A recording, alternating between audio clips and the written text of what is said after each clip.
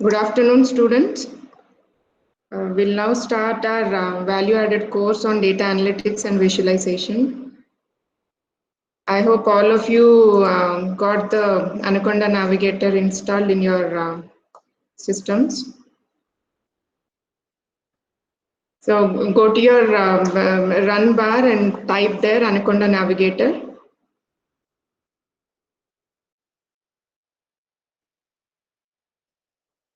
And open the interface.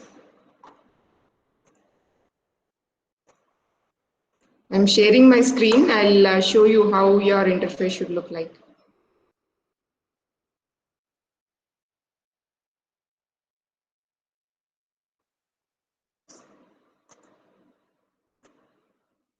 Can you see this interface, students? All of you got this? Yes, ma'am. Right. At least when I ask you some confirmation, at least one of you try to answer, okay? So that we'll go fast. If I keep waiting for your response, it will be late. 2-3 students I would select: Arjun, Junjar, Manjunath, Sunil, Rashmi. Okay, 5 students. Whenever I ask something, if you can answer me, I would think that it would be the same experience for all the students. If at all it is not, you can highlight that. I'll try to address the issue. Other students, if you have any problem at your end, you can just stop me. I'll try to address the issue, okay?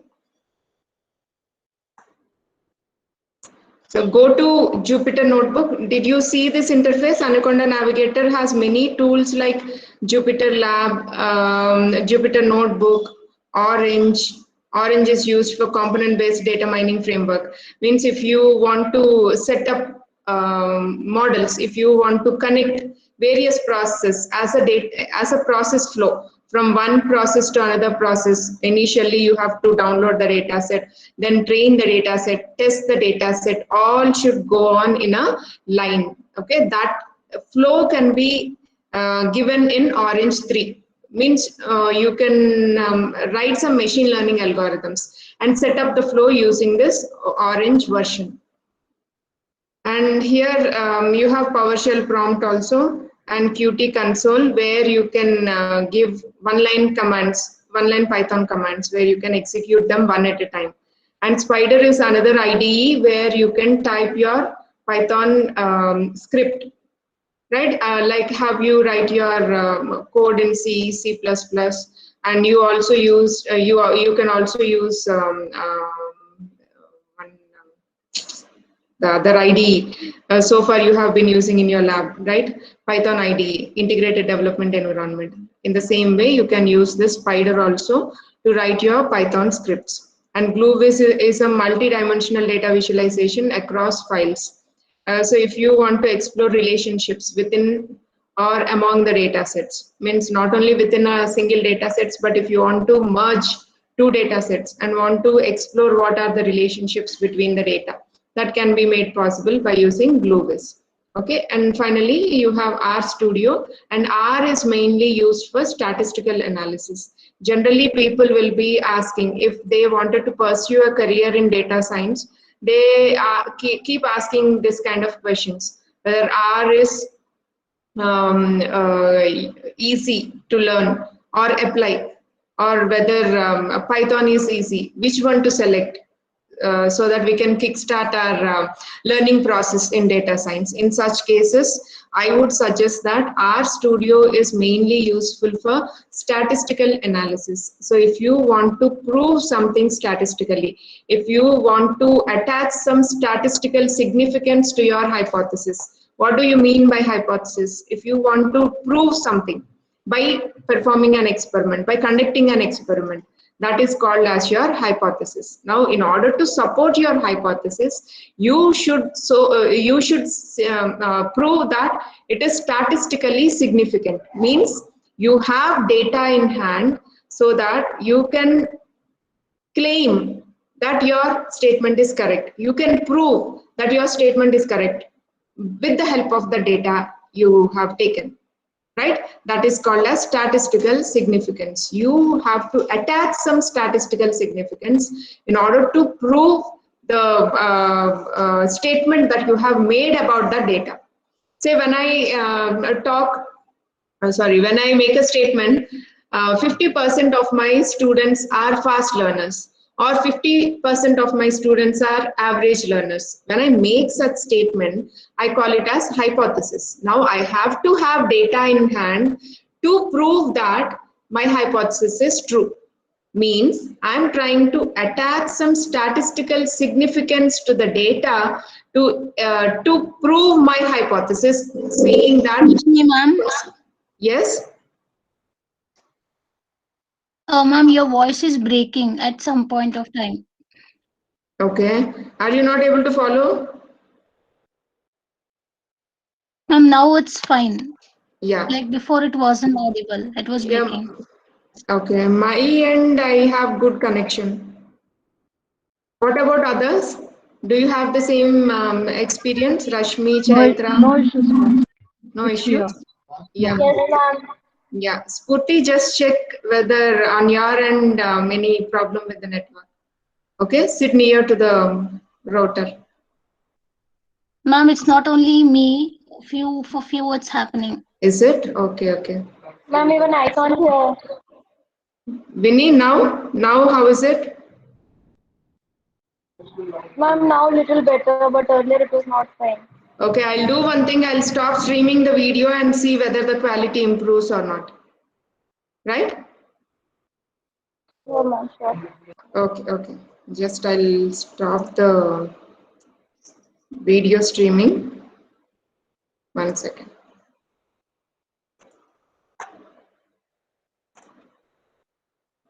Now my voice is audible without any interruptions.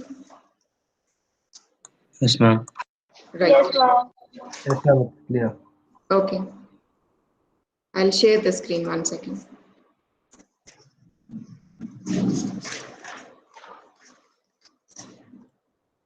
Okay, you can see this interface now, Anaconda Navigator.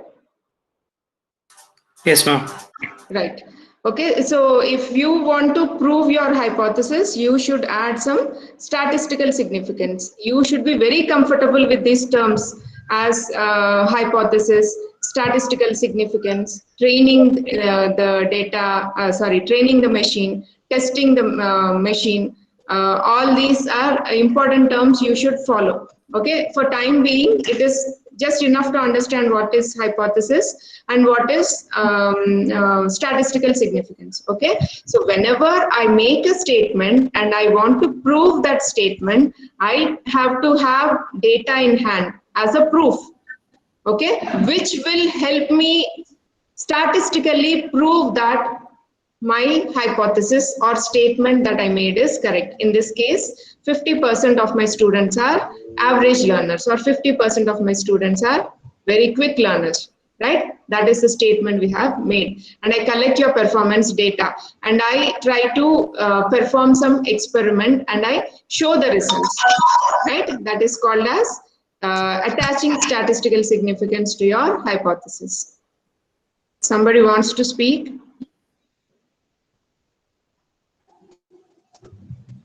Right. Now, all of you who have logged in, can you get this interface? You have to work along with me. Yes, ma'am. Yes, We ma'am. are getting. Yes, ma'am. Right.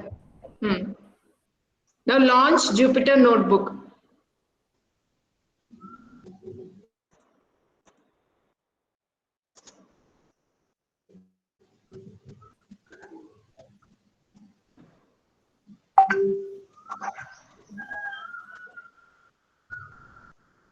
Okay, did you get this kind of interface now? Once you start Jupyter Notebook, you get this interface. Can you see my mouse cursor hovering on the screen, students? Yes, ma'am. Yes, ma'am. Right. Then follow that indications. Here, go to the right-hand side, and go to New section. New drop-down. There you can start a new notebook, which would take your Python commands. Okay. Go to New, click on Python.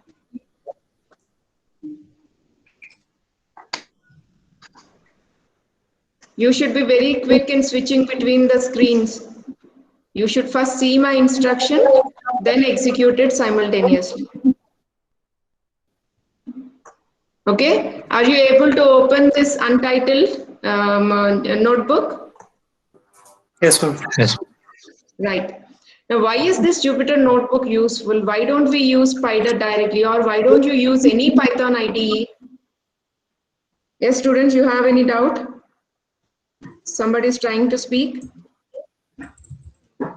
Right. Now we should justify why we wanted to use this Jupyter notebook. Why not Python IDE, or why not Spider? Why we want Jupyter notebook? This is the most user-friendly interface where you can add your commands as well as documentation, and you can easily port it to another person through mail or any media. So when you create a Jupyter notebook and add and save it with some name with .ipynb extension. .ipynb indicates IPython notebook. Python N node B book. Okay. .ipynb extension. This screen will not allow me to write anything on the monitor. That's why I'm not able to write here. Okay, you just have to listen to my instructions and see what I am executing and follow the same. I'll go very, very slowly. We don't have any urgency. Try to learn as much as possible, and I'll try to keep the class as short as 1 to 1.5 hours, so that today I'll limit it to 1 hour because you have a mock test and you have to prepare for that. And next week I'll see if there is time, we'll extend it to 1.5 hours, right?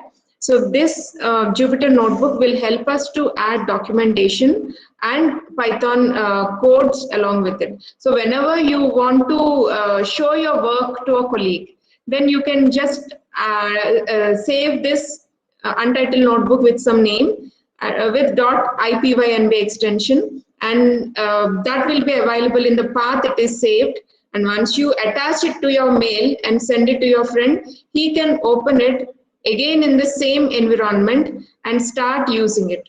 Okay, just he has to read the documentation to understand for what purpose each command is used, and he can simply press shift enter in order to execute that command and see the output then and there itself.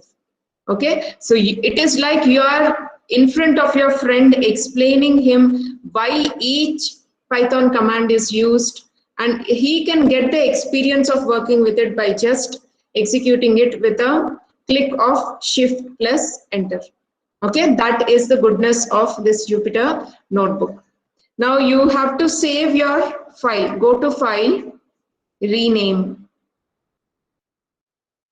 Go to file, rename.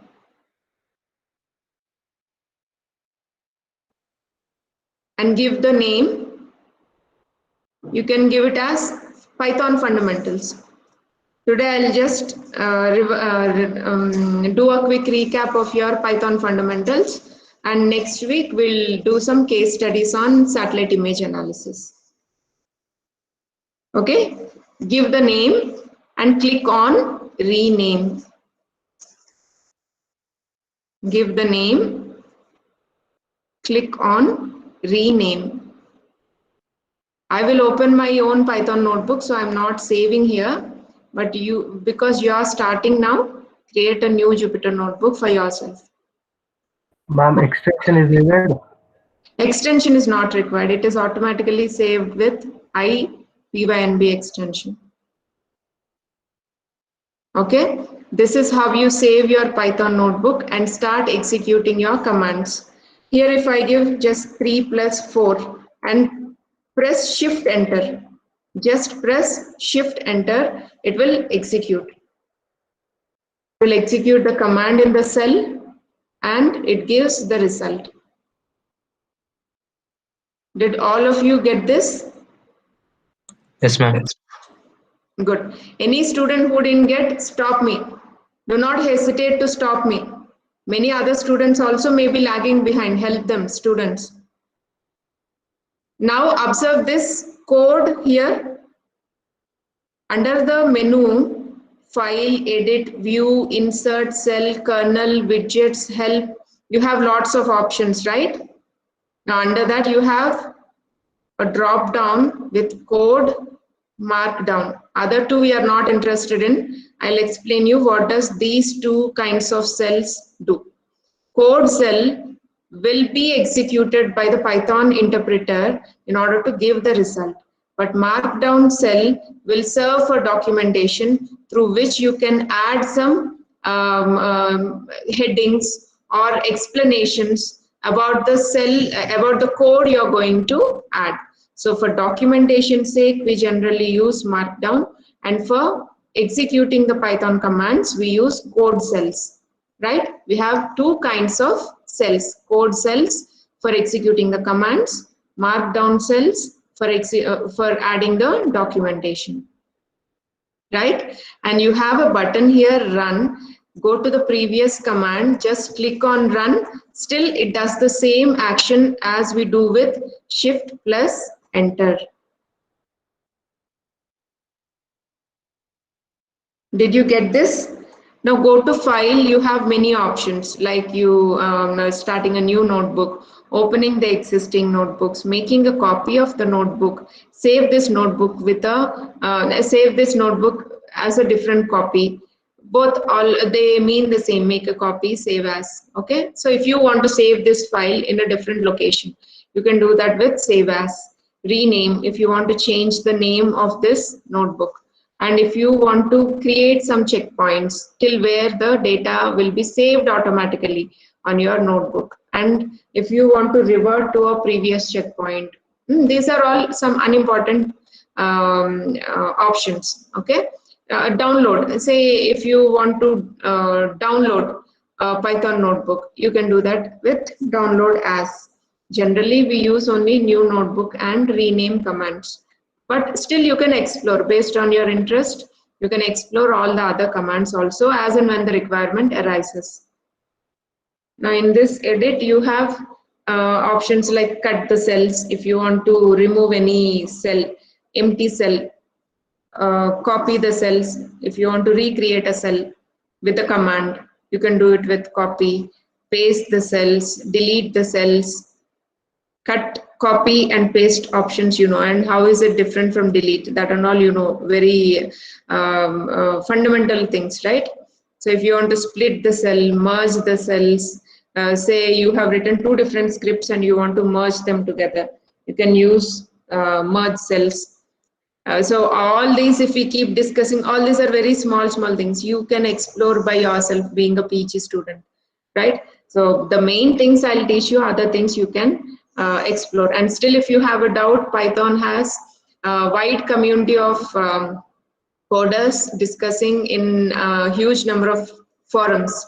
If you want any doubt to be resolved, you can just type it on Google, you'll get appropriate answers, right? And you need not remember all the Python commands also. So if you just want to see how to merge two data sets, or if you want to delete a column in a data set, you just type your query, you will get the code for that. That is the ease in using this Python.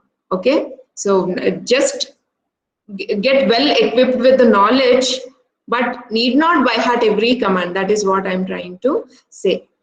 Okay, and in this view, toggle header, toggle toolbar, you can try all these options. This number will be disappearing if you just select some command sorry, option. Cell toolbar, edit metadata, these are all the things which we don't often use. And insert, if you want to insert a cell in the middle or below, above, that you can do. Okay, here if you want to run the cells, run cells and select the below cell, run the cell and insert below, all these options you can, like playing, you can just check. Okay, and this is kernel. This is important again. Focus here, students. Kernel is kernel has some options like interrupt and restart. So if you want to interrupt some flow of execution, like say you have given a command which goes into an infinite loop. and it is not coming out of the loop. It is continuously executing. How do you know that a command is executing? See here, see where I'm moving the cursor. You have a number 2, right? Now, when you execute this cell, if this 2 is replaced by a star, it indicates that the command is executing. The command is in process of execution, right? So if you take this number, it indicates yes, that command is executed. Now, if there is a star, it indicates that it is still under process. So if you want to cut that process, if you want to interrupt that process, sometimes when it goes into an infinite loop, then you can click this interrupt. This interrupt will forcefully terminate an infinite loop. Now, if you want to restart this entire kernel, you can do that with restart. And if you want to restart and clear all the outputs, say you have executed all your commands and you have checked the outputs also. But when you want to share it with your friend, your work with your friend, and you don't want him to see all the outputs readily available, in such cases, you can go for restart and clear the output. And if you want to restart and run all the commands at a time, then you can do that with restart and run all. Say sometimes a connection is lost, you can get it with reconnect. And if you want to forcefully shut down your kernel, you can do that with shutdown. Okay. And if you want to change the kernel, here we have only one option available, Python. But sometimes you may have, if R is also launched, so if R is also installed in your Anaconda Navigator, then you may have two options here, Python and R. In such cases, when you're working in Python, say you wanted to test something to prove its statistical significance. In such cases, you can go for R, right? Yeah, I just lost the flow when I was explaining the choice between Python and R, right? So whenever you want to prove something through statistical analysis, you select R. But if you want to do some machine learning tasks, or if you want to check with some algorithms to train the machine in order to predict something, right? In such cases, Python has wide range of libraries. Even for visualization, R will not give you that good appealing graphs, but Python will have a large set of libraries which will give you very attractive and interactive graphs.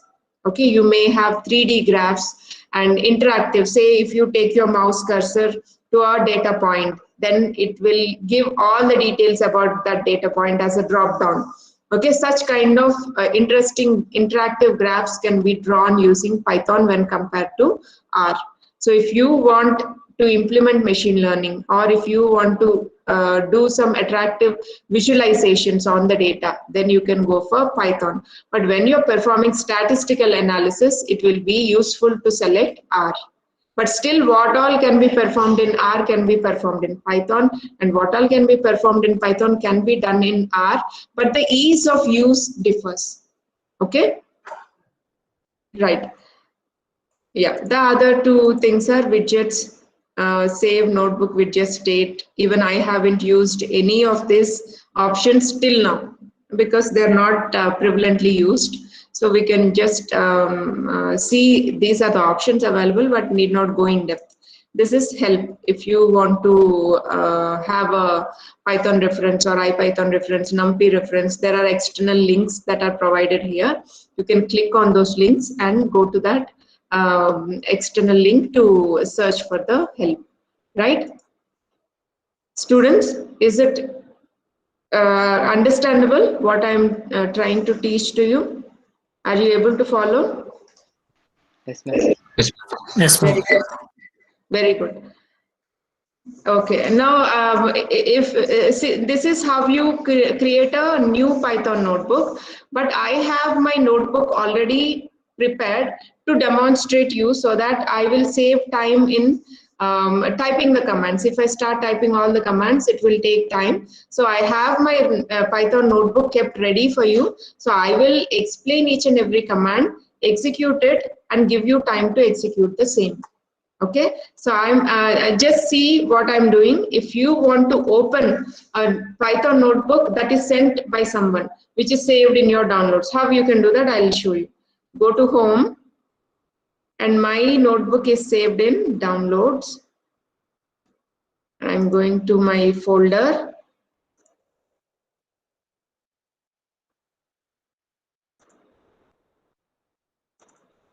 And checking my appropriate Python notebook and opening that. This is for an existing Python notebook. When something is sent by your friend to you, you can download it, go to that path and open it. That's all.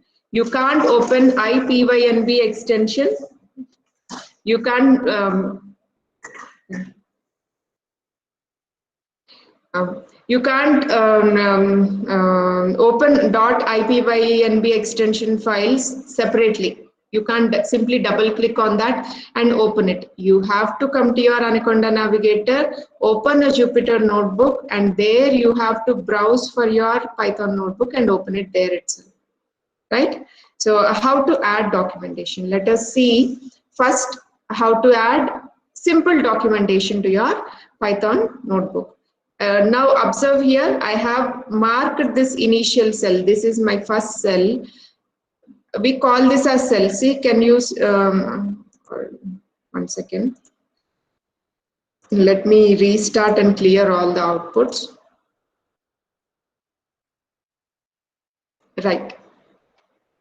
Now see, these cells where you type your Python commands, these are all called as cells. Okay. Now this first cell contains some documentation. Now I'll double click on that and tell you how exactly you can add documentation. When you start using a cell for documentation, see this here, you have to select it as markdown cell. Do this, all of you. Select the cell as markdown cell because you're adding documentation, not the code. Right? I'll give you sufficient time and I'll proceed, but anybody got stuck anywhere, you just stop me. Okay? This is not for your exams. This is not for any assessment. So the passion of learning should not be deteriorated. All of you have to stay with me with each and every command. If at all you get stuck, you have to stop me, students. Do not hesitate at all. Now see this, the first code, the first cell is taken as markdown cell. Now, whatever you enter into this cell is almost like HTML commands. Okay, so if you want something to be rendered as bold text, if you want some text to be rendered, visualized as a bold text, you have to use this hash symbol. If you use a single hash, it will give H1 heading as in HTML.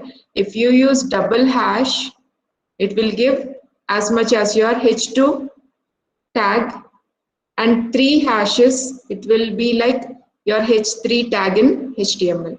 So I'll see here, you just add hash space, you have to give space basic documentation. Now let me press shift enter. Let us see how it is displayed. Okay, shift enter.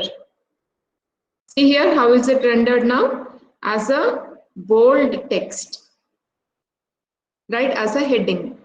Now you see this small heading, it is smaller than this. The font is lesser than this.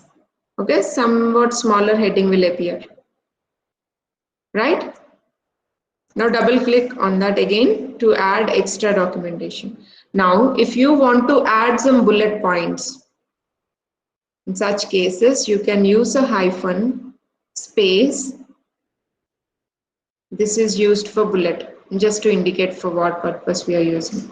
Or you can use star, space. This can also be used for bullet. Right? Now when you press shift enter, See this, how it is seen? Both are given as bulleted points.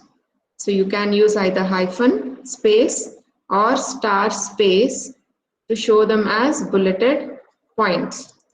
Now if you want to display some text as italics, how you can do that? Just embed that within 2 stars. Embed the text between 2 star symbols. That will be visualized as italic, text that is italicized. Next, if you embed the same text within 2 stars, again that will be made as bold text. Okay, solid text. Now I'm just executing this with shift plus enter. You can see here, this text is italicized and this is not being rendered as bold. No? Right, 1 second. Right? Now when you type this, when you execute this, you can see I have given a space by mistake, so it is not given as bold. Now when I remove that space, yes, now it is being displayed as bold. Okay, so if you use single star, it is for italics. If you enclose the text in double star, it is for boldface. Okay, now if you want to give the link, you can give it directly. If you want to give a link to a web page, you can give it directly with HTTP. When you do that, it is automatically rendered as a link. Okay, when you click on this, you'll be taken to that page. Now, if you want to just give it as a normal text, you don't want italicized text, you don't want a bold text, but if you just want to give a text as a simple line, then you can enclose that in a paragraph tag like you do in HTML. Paragraph tag, you know very well how to use it, right? That will display the text in a simple line. And if you want to break that line and go to the next line, you can use a break tag also. So when I press shift enter, you can see here, this is the very beginning and a space is saved here before starting the next line.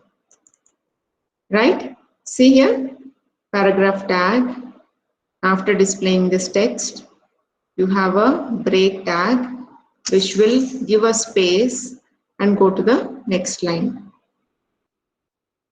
Now, without using paragraph tag, if you just type the text, still it will be displayed as a normal text only. Means paragraph is optional.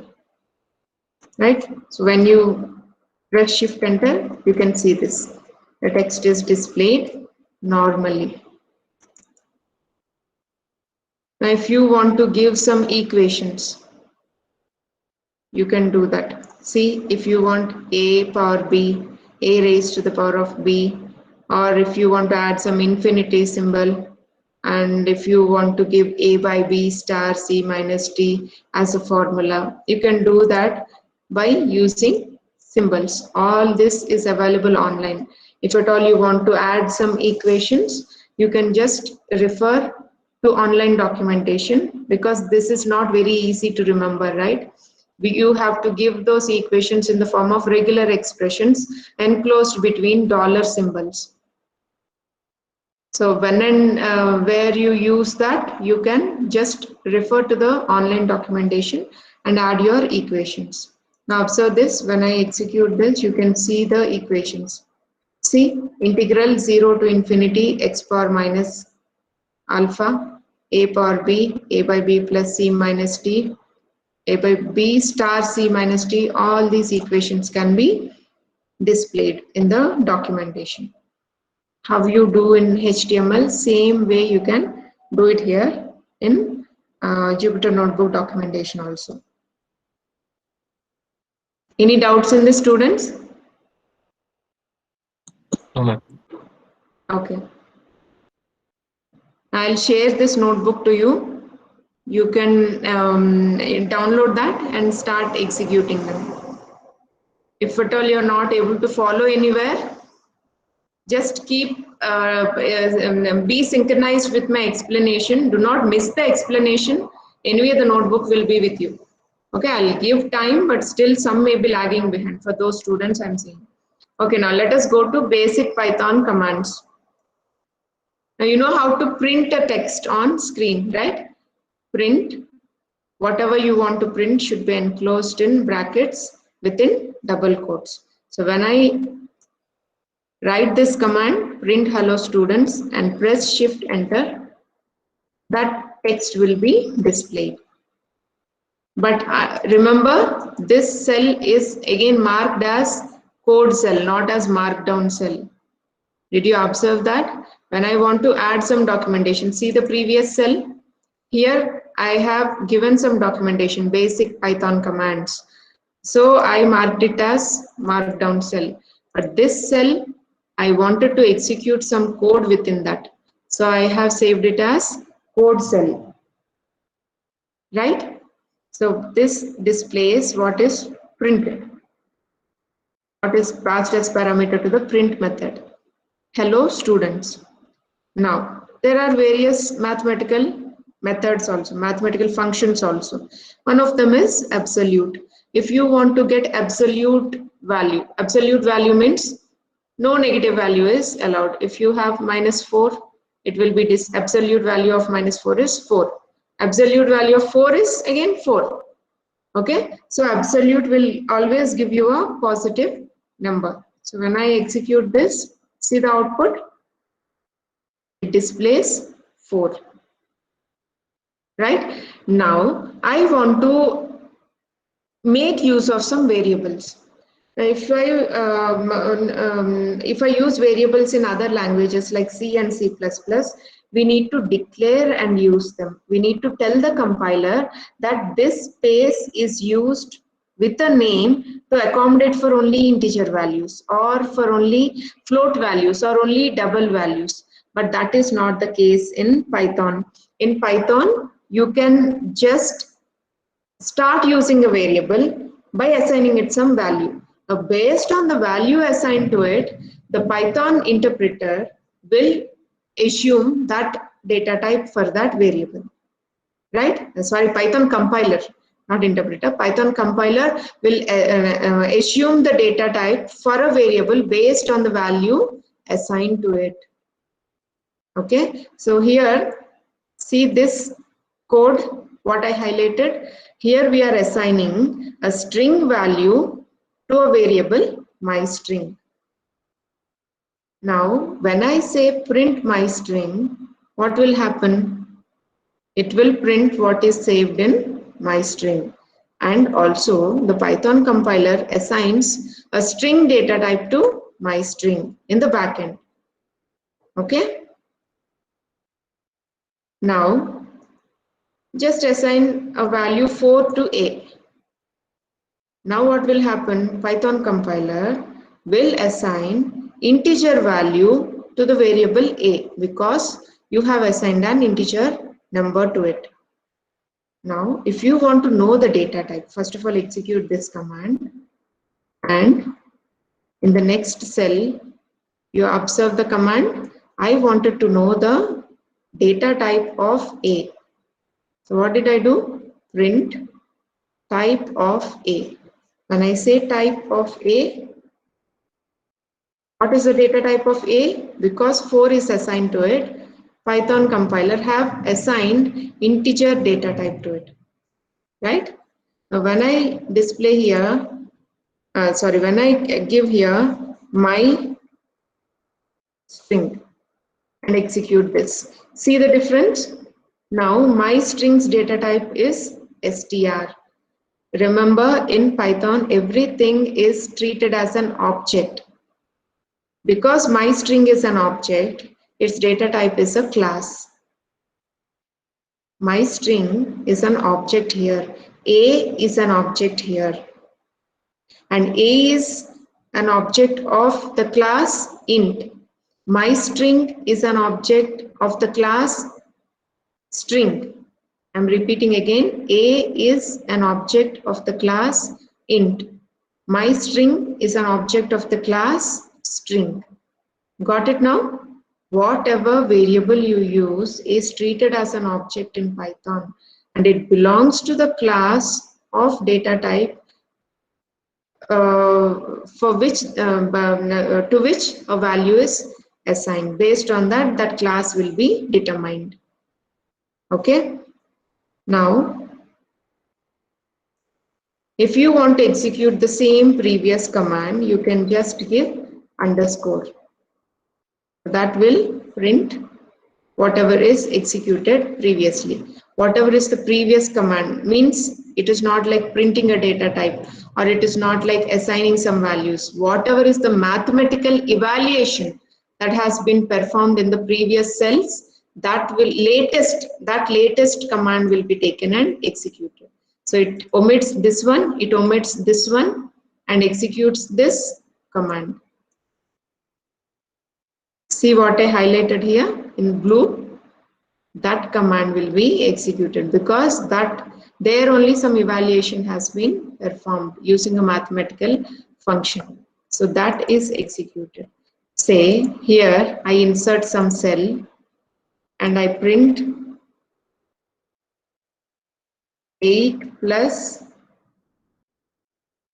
9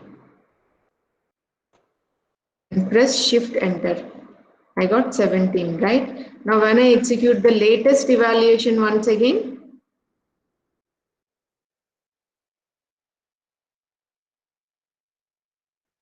sorry, it should be some mathematical expression.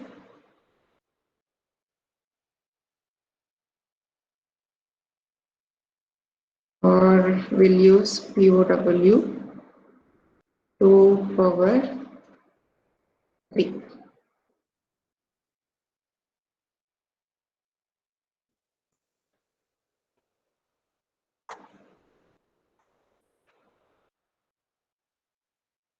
Okay, so some mathematical evaluation has to happen. If I give print, it is just interacting with the output screen. It is not performing any evaluation. That is why it didn't perform the previous one. Now I have given power 2 raised to the power of 3. So that is nothing but 2 cube, okay, which gives you 8. Now when you use underscore, again when you execute this, it will execute the previous latest evaluation. Now the latest evaluation is 2 cube that has been calculated. So it prints the same answer once again. Okay, I'll give you some time, students. Execute these commands and see. I'll give you 3 minutes just to make you get used to the interface.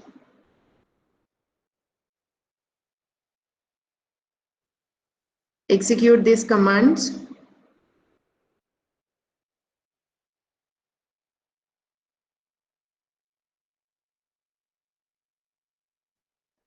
By 2:46, I'll ask you to join me again. Just go through, execute these commands and tell me if you get stuck anywhere.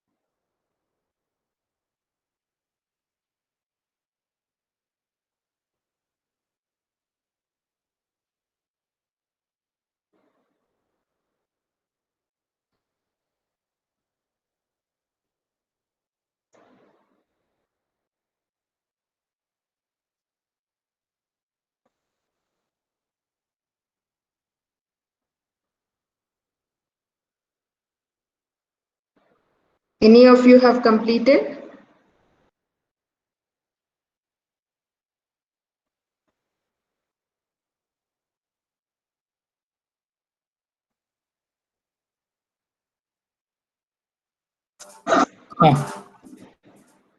Very good. What about others? At least 2 to 3 students, if you confirm, I'll Yes, proceed. ma'am. Completed, ma'am. Done? Yes, ma'am. Okay, very good. Now let us see some mathematical operations. You know all these commands very well. If you want to perform some division, then you can do that by giving 5 by 2. Just a normal mathematical operation, right? And if you want the results to be in a float format, you can do that by giving a single slash. But if you want to perform division operation, then it should be given as 2 forward slashes. 5 divided by 2, and you're expecting the result only in the integer format, not as a float. Then you can perform integer division, okay, which gives you the result as 2. You can see this here. Perform the same previous evaluation. Yes, you got it. Now, if you want to get the user input, rather than you assigning the values to the variable and performing some operations on those variables, if you can make the user interact with your code, that can be done by using a method input. Okay, so input is a function which expects that use prompting message as text, prompting message as parameter. Okay, so you're using here input, enter the login, and assigning whatever is entered into this variable user. Okay, so when I execute this, it will prompt to enter login, right? It will open a text box through which I can enter login. Say I enter some value 567.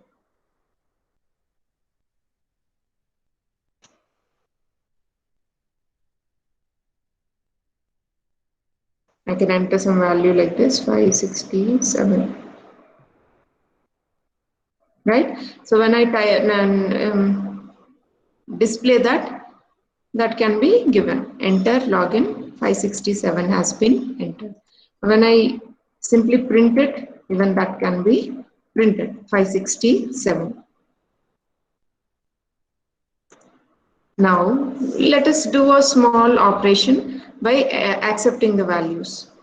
We are taking here v1 variable into which the user enters some value, into v2 another variable into which again user enters some value, and add both of those values and print the sum.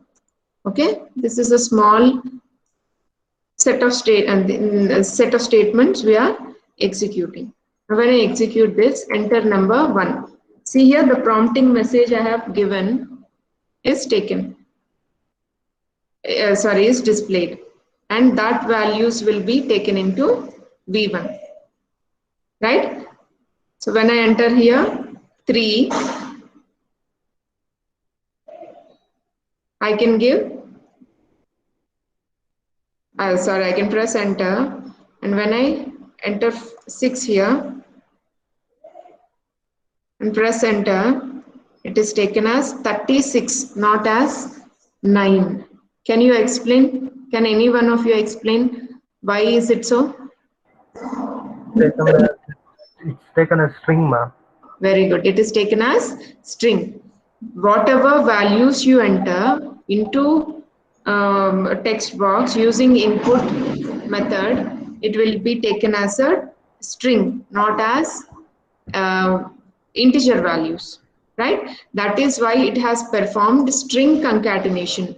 Here v1 plus v2, the plus is treated as a string concatenation, not as addition. That is why 3 and 6 are concatenated and it prints 3, 6. Okay. Now, what is the solution for this? You have Can to anyone? add Yes, int or float within data. yes, you have to add int as typecasting. You have to perform typecasting. When you add int here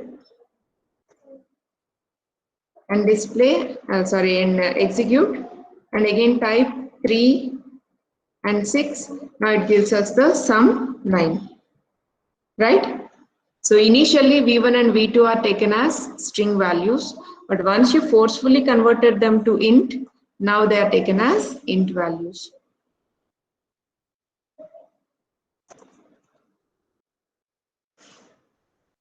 Okay, now what will be the answer for v1 by v2?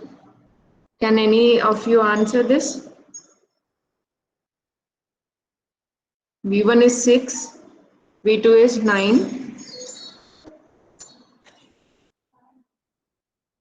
Sorry, v1 is 3, v2 is 6.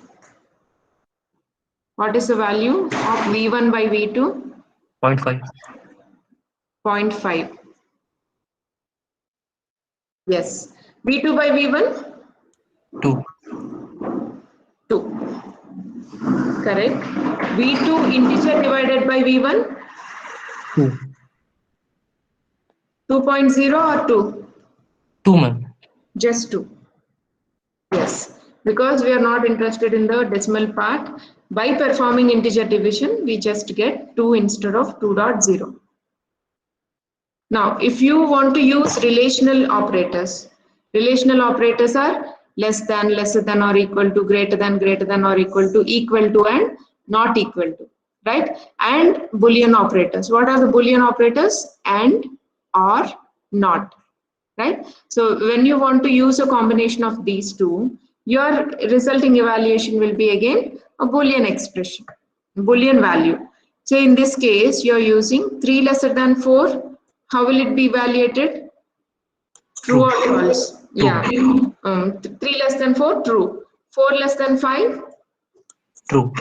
True. Now true and true will give you? True. True. Okay, that is how the expressions can be evaluated. Now if you just give here, instead of lesser than, if you give greater than, what will be the answer? False, ma'am. False. Now instead of and, if you use or, what will be the answer? True. Right? True? What about others? True. Okay. Now instead of giving them separately, you can also give them as a shorthand expression. 3 lesser than 4 greater than 5. This will be evaluated as 3 lesser than 4. Yes. Tell me. False, ma'am. False. Why? 4 is not greater than 5. Very good. 4 is not greater than 5 and it will be evaluated with an AND operator. 3 lesser than 4 and 4 greater than 5. Right? So it will be evaluated as false. Now if you want to replicate the string many times, you can do that by giving string multiplied 4 times, means it prints 4. If you give 2 star 4, it will multiply 2 4 times. But if you give a string star 4, it will replicate the string 4 times. So when you type this, you will get high 4 times. Okay, this is how mathematical operators work. Okay, now let us go to most important data structure in Python, that is lists. All of you would have been very comfortable with lists, right? It is something like somewhat like arrays, but it can store heterogeneous data also. Arrays store only homogeneous data, but lists can store heterogeneous data. Heterogeneous data means it can store collection of strings, float, integer, any type of value can be stored under a list. Now, what is the numbering format in a list? Can anybody explain? 0 it will start, ma'am. Yeah, the subscript will start as 0. Let me open an empty screen. I'll just show you how they are represented.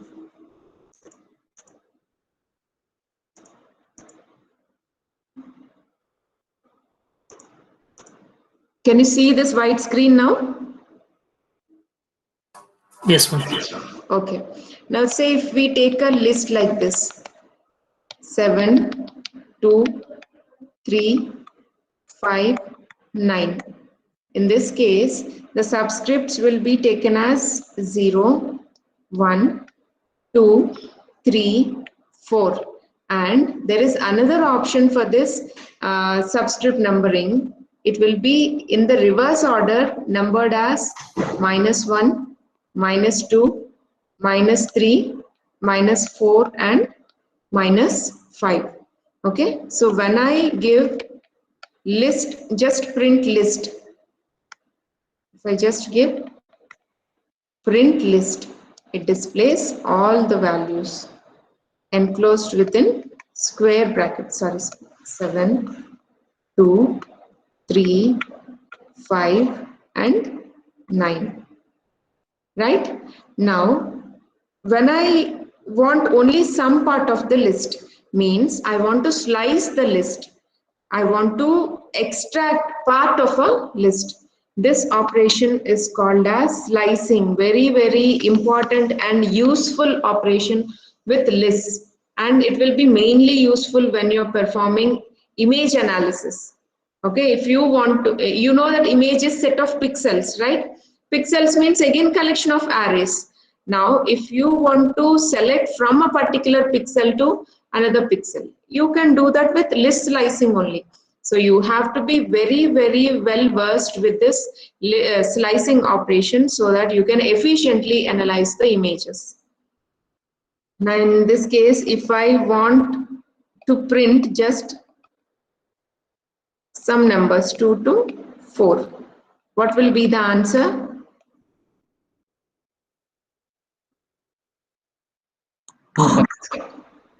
Hmm? 2 and 5, ma'am.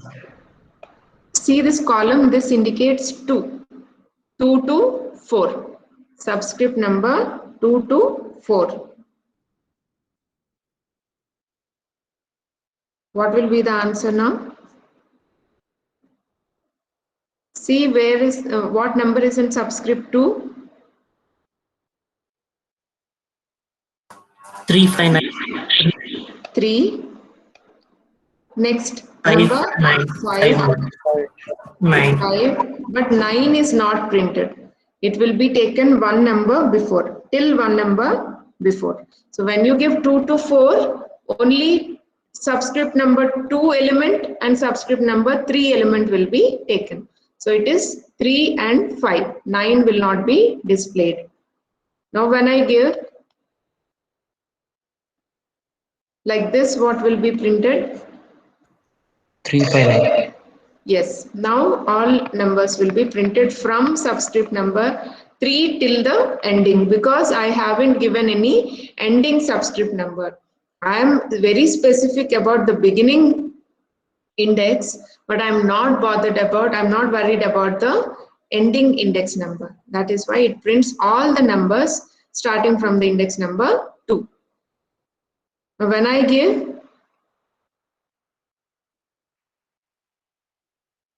like this, what will be the answer? 7 to 3. 7 to 3. Beginning, it can be from 0. I don't have any restriction on from where it begins. So it begins from the starting index number and till third number, means 1 before that index number is taken. So it starts from 0, 7, 2, 3, 5 is not taken because it stops with 3. Now when I give li like this, what will be printed? Whole list, ma'am. Whole list will be printed. Why? Because I don't have any restriction about the starting index and the ending index. So all the values will be printed. Right? Now when I give li, I don't have any restriction about beginning. I don't have any restriction about ending, but I prefer alternative numbers. Means in slicing, you have 3 options. First is the starting, second is ending point, and third one is step. How many steps means how many jumps you can make to exclude some numbers. Okay, so when I give like this, see this. When I give like this, what will be the answer? 739. It starts with 0th index 7, but I am giving the step as 2, not as 1. In such case, it skips the next number and goes to third number. And it skips the next number and goes to fourth index. So I get 7, 3, 9. But if I give 1 here as the step, what will be the answer? 7 Hmm. 7 2 3 2, 3, 5, 9. Yeah, entire list will be displayed. Got it, students? Yes, ma'am. Okay. Now let me ask you with the negative index numbers, which will be little tricky. Now when I say -2 to -4, what will be the answer? 5 3. 5, 3. Any others? 5 3. That's all. I will get an answer. Just empty brackets. I'll not get 5, 3. It should be 4 and -2, right? No? Yeah, it should be given as -4 to -2, because the numbering you see, always the compiler goes from beginning only. It doesn't come from end. Because you haven't specified the direction. Okay, so it starts from beginning itself. So when you give -4 to -2, your answer will be 2 and 3. Got it? But if you are giving in the reverse direction, you will not get any answer.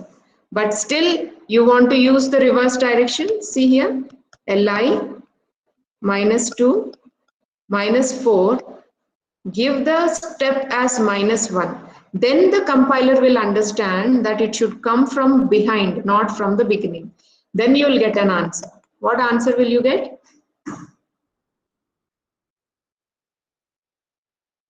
What answer will you get now? 5 3 2. 2 is taken. For 5 3. 5 3. Yeah, only 5 and 3. Because you have given the compiler a direction in which it can retrieve the elements as -1, then this kind of indexing works. Otherwise, in this case, it will try to start from beginning. It expects -2 before -4, but that is not available. So it goes into a dilemma and just prints empty brackets. So you have to direct it by giving -1.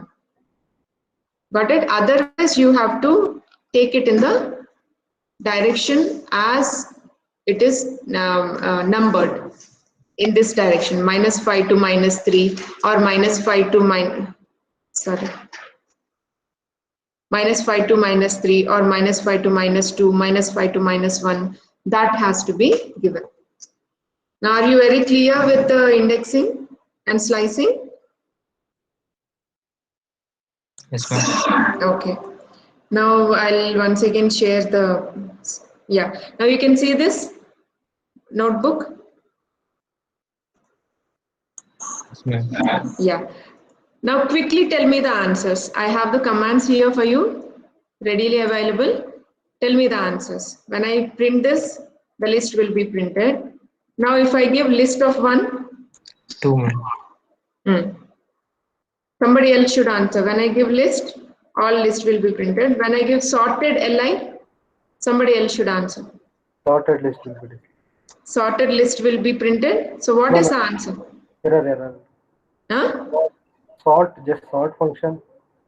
Sorted. I couldn't hear you. Who is that? From sort function, it will work. Sorted, I don't know. It will sort all the elements you're telling? Yes, ma'am. Yes, yes, good. It will sort all the elements, so you'll get the answer as 1, 2, 3, 5, 6, 6, 9, right? 1, 2, Yes. 3, 5, 6, 6, 9. Okay. Now, if I print the list, what will be the answer? Sorted one. Sorted one. No, ma'am. Hmm? In one, the old format. 1, 2, 5, 9, 6, 6. Yes, it will still print it in the original format only. Can you tell me why is it so? Because we didn't initialize again for the li. Yes, very good. You haven't initialized the sorted list to a new list. You are just displaying it in a sorted order, but you are not originally sorting the elements of the list. Students, you haven't sorted the list and saved it in the sorted format. You're just displaying it in the sorted format. Okay, that is why the original list is not sorted. So if you want to change the original list itself and sort you want to sort the original list itself, in such cases you can give li dot sort. There is a difference between sorted method and sort method. Sorted method will present to you in a sorted format, but sort method will sort the original list and save it in the sorted format. So when I execute this and print the list, now you can see it in sorted format. Or you can do one more thing. See here, when you're sorting it, you can save it in another list and print it. That also you get the sorted list through li1, but the original list will not be sorted. You may get this as a Viva question. I think your Python exam is over anyway. Yeah, but this is important thing. What is the difference between sorted and sort? Sort will change the original list, but sorted will display the list in sorted format. Right? Okay, now what will be the answer for this? Entire list. Entire list will be printed. Next, 0 to 5. Up to fourth indexing. Tell me the answer. 1, 1, 1, 2, 3. 1, 2, 3, 5, 6. 5, 6. Next 6 also will be printed? No, ma'am. Very good. So it is just till 4. 0 to 4. 0th index to 4th index. Next, 0 to 7. Whole list, ma'am. Entire list. Good. Then till 5. No starting index is given, but ending should be 5. Last double, up to last double 6. 1, 3, 1, 2, 3, 5, Double 6. 6. Double 6. No, No, no, just 6. 6. Okay. If you want to print the entire list again, you can give just the column. Now tell me what will be the answer. Reverse, ma'am. Reverse order, ma'am. Yeah, the entire list will be displayed in reverse order. You don't give any starting index, any ending index, but you want the list to be retrieved in reverse order. So you give the direction as -1. It has to step in the reverse direction. You're giving it in the step space, right? So it has to step in the reverse direction. Now, alternative numbers will be printed. 1, 3, 6, 9.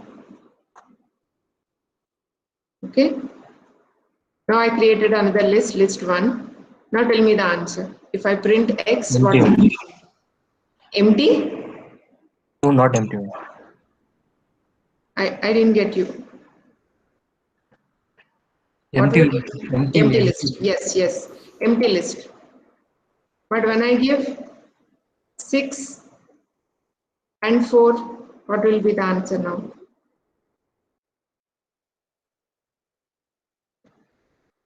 9 to 1. 9 and 2. Or 2 and 9. Yes, sir. 2 and 9, right? But what is this answer, 1 and 2?